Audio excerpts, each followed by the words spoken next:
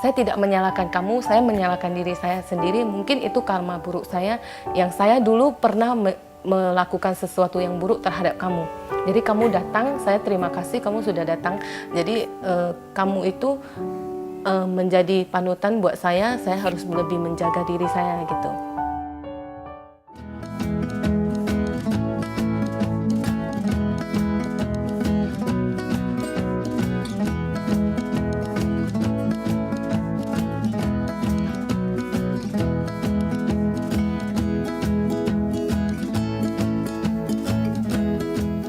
Sosok yang tegar dan begitu semangat terlihat dari sosok Ibu Aprianda. Kisah inspiratif apa yang akan kita dapatkan darinya? Ikuti perjalanan saya.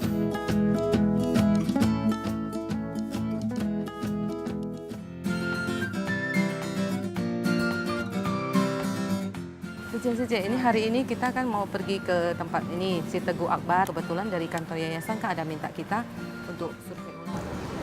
Halo, selamat pagi dengan Ibu Aprianda. Ya, saya Sera dari Dai TV Jakarta. Wah, hari ini sudah pada rame di sini. Apa yang mau dikerjakan hari ini? Oh, hari ini kebetulan kita mau kunjungan kasih, sekalian ada survei ulang, juga ada pemberian bantuan susu untuk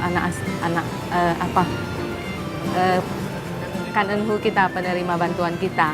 Jadi kita kasih dukungan sekaligus bantuan gitu ya. Oke. Ini yang mau kita bareng-bareng yang akan kita berikan kepada penerima bantuan. Gitu. Wah, kayak udah pada siap. Aku boleh ikut gak hari ini? Oh, boleh sekali Suci, dengan senang hati. Oke.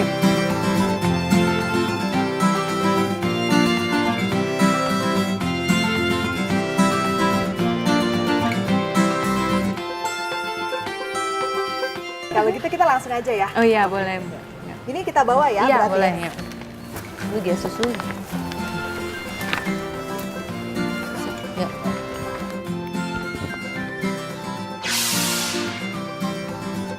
Ya, kali ini saya bertemu dengan Ibu Aprianda dan relawan Medan lainnya. Saya pun ikut dalam kegiatan mereka. Setelah semua keperluan siap, kami pun bergegas untuk pergi ke rumah penerima bantuan Seci Medan. Dia umur sekitar 2 tahun gitu, tapi dia mengalami kelainan kelaminnya 2, terus tidak ada lubang anus. Jadi memang tempat yang kami datangi kali ini adalah rumah Ibu Ana yang berkenalan dengan Seci melalui bantuan yang diberikan untuk sang anak Teguh yang kini berusia 2 tahun. Ibu, permisi. Hai.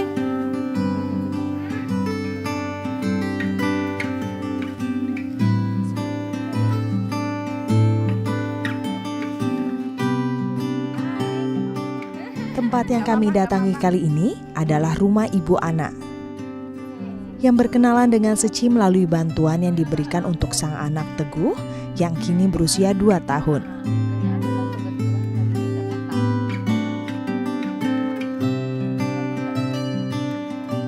Kalau pertama kali bertemu dengan Ibu Ana dan anaknya seperti apa sih?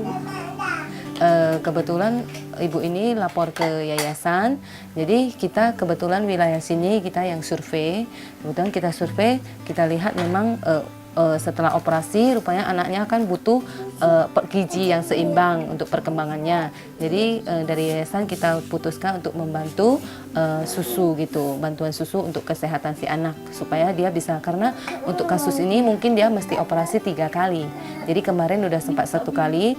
Jadi untuk operasi keduanya dia harus memiliki bobot badan yang cukup gitu. Jadi kita bantuan susu udah sekitar hampir 1 tahun juga, cuman sampai sekarang memang belum berjodoh, asal mau operasi kesehatannya belum begitu bagus.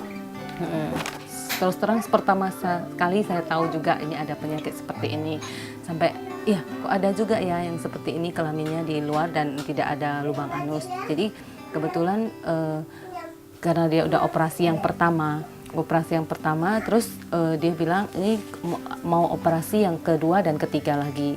Jadi kan harus ada perbaikan gizinya. Jadi terakhir saya pikir, waduh ternyata dalam kehidupan ini masih ada ya yang butuh bantuan seperti itu ya.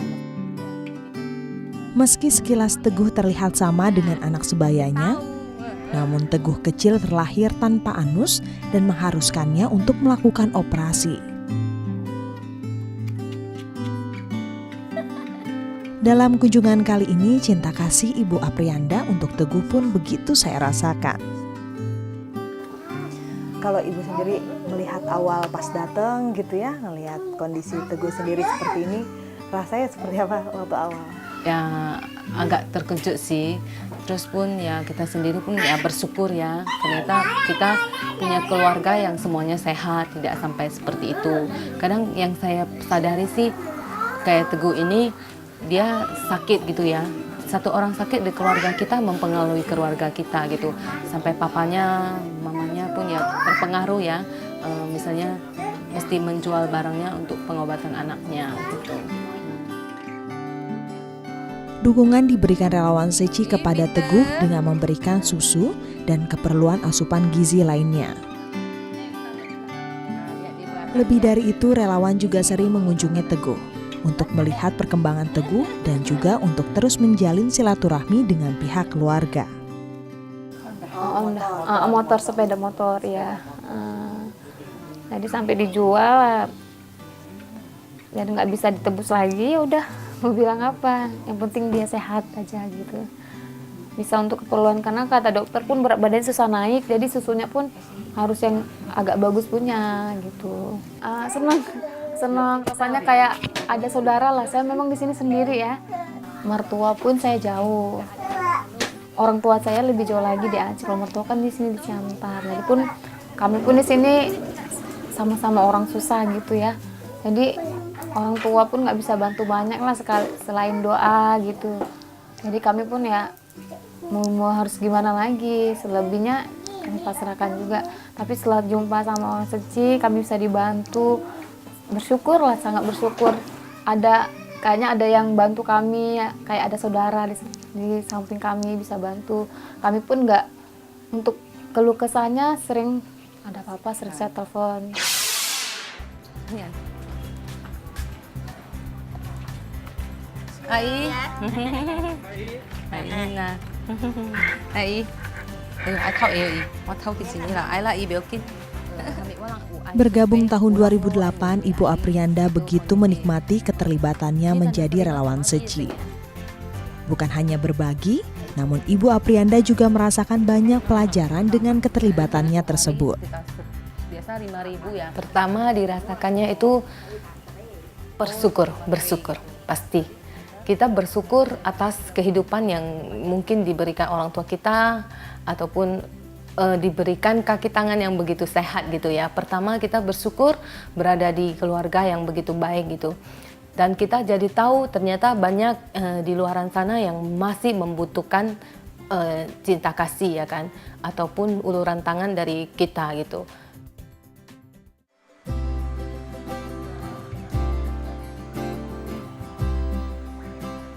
Sosok perempuan yang aktif terlihat dari Ibu Aprianda sehari-hari.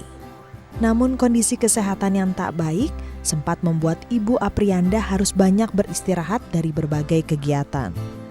Berbagai cara pun dilakukan Ibu Aprianda untuk kesembuhannya. Meski butuh waktu dan terkadang merasa putus asa, namun semua dijalani dengan penuh rasa syukur. Pertamanya sih cuman benjolan sedikit di leher. Pertama waktu tahu ada benjolan dikirain cuman keseleo. Rupanya ternyata dikasih obat seleo dia malah makin bengkak. Sebenarnya keluhannya nggak ada, cumannya dia makin bengkak sama tubuh agak lemah gitu. Jadi takut juga kan ini penyakitnya itu. Pertama kita takut juga ini penyakitnya atau mungkin ganas atau gimana. Tapi ternyata saya pikir juga kalau saya takut juga percuma. Bagus saya hadapi dengan berani. Dan saya setiap hari waktu sakit itu saya sering bilang sama bahu saya, kamu ini hal yang baik datang dari tubuh saya, kamu itu pasti adalah sesuatu yang baik.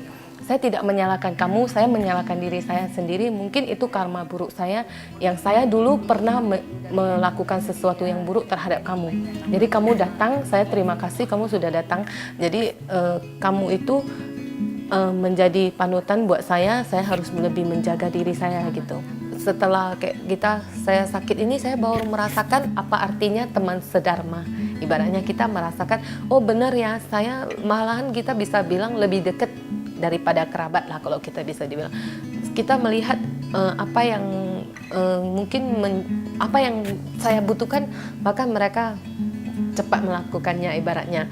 Jadi selalu menjadi teman benar-benar, kalau seperti lagunya satu keluarga gitu kan. Kita benar-benar merasakan. Setiap kehidupan yang dijalani adalah hasil dari apa yang kita kerjakan. Untuk itu gunakanlah waktu di hidupmu untuk semua hal yang baik. Bapak, Inilah pelajaran yang saya dapatkan dari pertemuan saya dengan Ibu Aprianda. Nah, adiknya itu satu lagi. Kita udah bahagia juga, bersyukur kita bisa sampai hari ini. Kita sih berharapnya kita bisa lebih bersumbangsi kepada masyarakat luas lebih banyak. Karena mungkin kita juga masih muda, kadang kita masih bisa terpikir dengan kondisi ekonomi kita ya, mungkin masih mau cari kerja atau apa. Kita sih berharapnya bisa cepat ada satu bidang usaha yang kita bisa tekunin dengan karyawan, dan sisa waktu kita bisa kita gunakan sepenuhnya untuk cuci gitu.